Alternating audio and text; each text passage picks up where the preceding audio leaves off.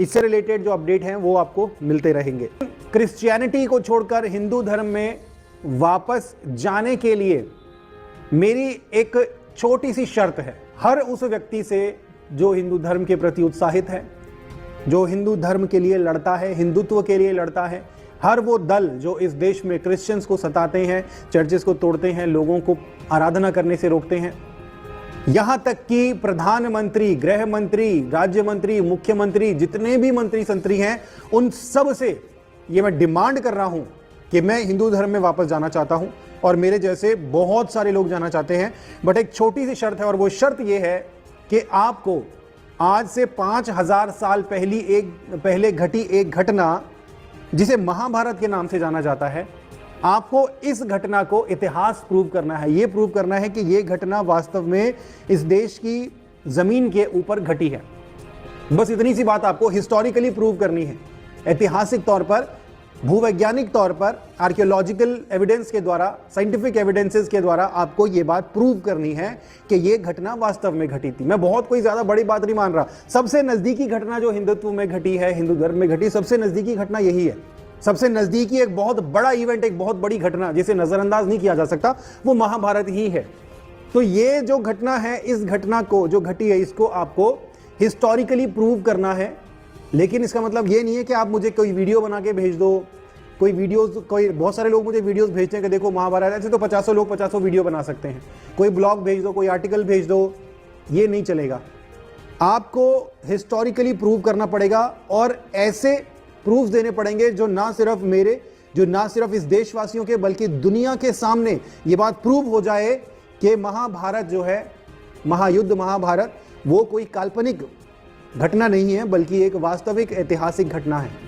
अगर आप ये बात प्रूव कर देंगे, ये मैं आम लोगों से नहीं कह रहा हूं, कोई ये ना सोचे कि हमें क्या पड़ी है प्रूव करने की, हमें क्या पड़ी प्रूव करने की। तो मैं आम लोगों से ये बात नहीं कह रहा हूं क्योंकि आम लोगों के तो बस की बात है भी नहीं।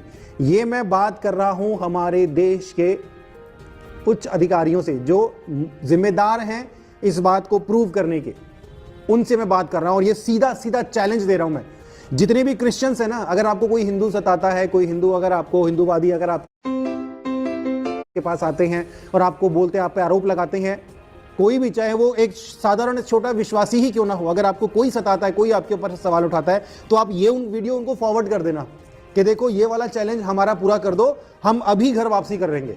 मैं ये बात बोल रहा हूं, ये वीडियो उनको फॉरवर्ड कर देना, आप ये चैलेंज पूरा कर दो, हम क्रिश्चियन को, जीसस क्राइस्ट को छोड़ देंगे और हिंदू धर्म में आ जाएंगे, दोबारा कभी इसमें आएंगे भी नहीं, नाम भी नहीं लेंगे। तो आपको महाभारत की एग्जिस्टेंस को हिस्टोरिकली, साइंटिफिकली प्रूव करना है। और आपको थोड़ी सी मदद के लिए मैं बता देता हूं, कोई बहुत बड़ा काम नहीं है। प्राचीन इजिप्ट को आप जानते हो, वो भी लगभग महाभारत के ही समय के आसपास ही था एग्जिस्टेंस में।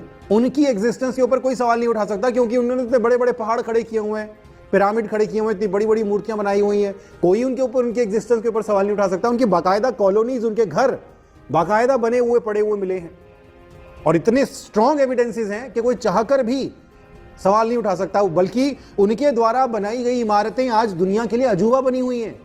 तो महाभारत भी उसके समकालीन ही है, कोई बहुत ज्यादा फर्क नहीं है। तो प्रूव करने में बहुत ज्यादा मेहनत लगनी नहीं चाहिए। जितना महान बढ़ा चढ़ा कर उसको बताया जाता है, अगर वो वास्तव में घटा है, वास्तव में उतने महान है, तो बहुत ज्यादा मेहनत नहीं करनी पड़ेगी। तो आप इसको प्रूव कीजिए और उसके बाद देखिए, मैं वादा कर रहा हूं, इसको ऑन रिकॉर्ड ये चीज का वादा कर रहा हूं कि मैं ऐसा प्रचार करूंगा हिंदू धर्म का, मुसलमानों में भी, क्रिश्चियंस में भी। आपने मेरे वीडियोस देखे हैं, ना तो मैं किसी से डरता हूं, ना मैं किसी की परवाह करता हूं। मुझे जो करना है मैं वो ही करता हूं। मैं बीच चौराहे में जाकर प्रचार करता हूं, मैं जो मेरे दिल में है वो करता हूं। मैं गाड़ियों के छतों पर चढ़कर प्रचार करता हूं।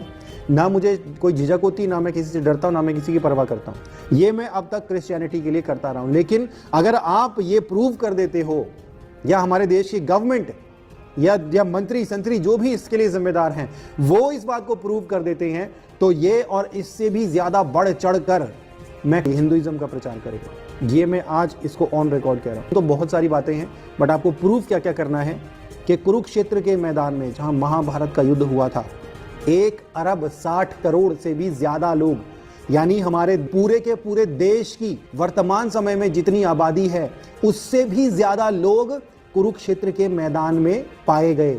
उससे भी ज़्यादा लोग वहाँ पर पाएगा। और सिर्फ सैनिक, ये बात याद रखना, सिर्फ सैनिक, इतने तो सिर्फ सैनिक थे, उनके परिवार, उनके बाल बच्चे, उनकी फैमिलीज, वो अलग काउंट कर लो। 1 अरब 60 करोड़ सैनिक उस जगह पर मरे, उनकी फैमिलीज कहाँ हैं, क्या है क्या नहीं, वो एक अलग मुद्दा है। 60 लाख से भी ज्यादा हाथी, 60 लाख से भी ज्यादा हाथी कुरुक्षेत्र के मैदान में मौजूद थे, और इसके 2 गुने घोड़े वहां पर मौजूद थे, और इसके 3-4 गुने रथ वहां पर मौजूद थे। आपको प्रूव करना पड़ेगा ये बात, आपको एविडेंसेस के द्वारा प्रूव करना पड़ेगा।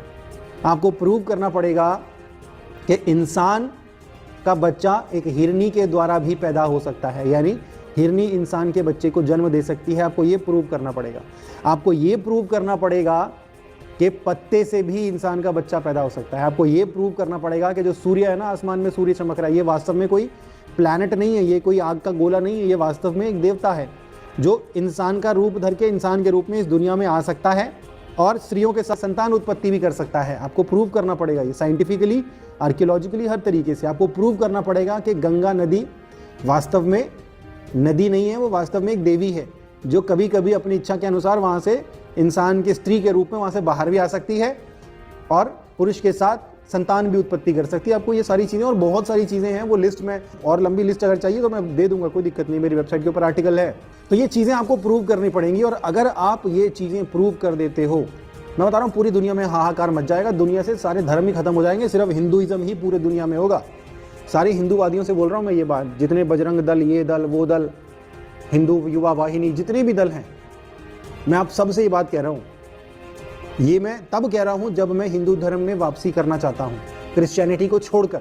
अगर आपने ये बात प्रूव कर दी तो बहुत धमाका हो जाएगा, मैं और मेरे जैसे सब लोग हिंदुइज्म में आ जाएंगे। लेकिन अगर आप महाभारत की एग्जिस्टेंस को, उस घटना को आप हिस्टोरिकली, साइंटिफिकली, आर्कियोलॉजिकली आप प्रूव नहीं कर पाए, अगर, तो नतीजा ये निकलेगा कि महाभारत वास्तव में घटी एक घटना नहीं, बल्कि एक काल्पनिक घटना है जिसका सच्चाई से कोई वास्ता नहीं है। तो महाभारत एक काल्पनिक घटना हो जाएगी। और अगर महाभारत काल्पनिक घटना हुई तो महाभारत में, सिर्फ महाभारत नहीं, महाभारत में कृष्ण भी थे। महाभारत काल्पनिक है तो कृष्ण भी काल्पनिक है। कृष्ण कभी एग्जिस्ट किया ही नहीं, कृष्ण भी अपने आप काल्पनिक हो जाएंगे क्योंकि कृष्ण भी थे। अगर महाभारत साबित होती है तो कृष्ण की एग्जिस्टेंस भी साबित हो जाएगी, लेकिन अगर महाभारत काल्पनिक साबित होती है तो कृष्ण की एग्जिस्टेंस भी काल्पनिक हो जाएगी। और अगर कृष्ण काल्पनिक हैं, सच्चाई नहीं है, सत्यता नहीं है, तो राम भी काल्पनिक हो जाएंगे।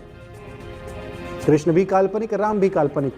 हिंदुइज्म, हिंदुत्व के 2 महानायक, महादेवता, और अगर ये 2 महानायक, 2 महादेवता अगर काल्पनिक साबित हो गए तो पूरा का पूरा हिंदू धर्म, पूरा का पूरा माइथोलॉजिकल सिस्टम ताश के पत्तों की तरह धर कर नीचे गिर जाएगा और साबित हो जाएगा कि ये सिर्फ कपोल कल्पनाएं हैं जिनका सत्यता से कोई वास्ता नहीं है।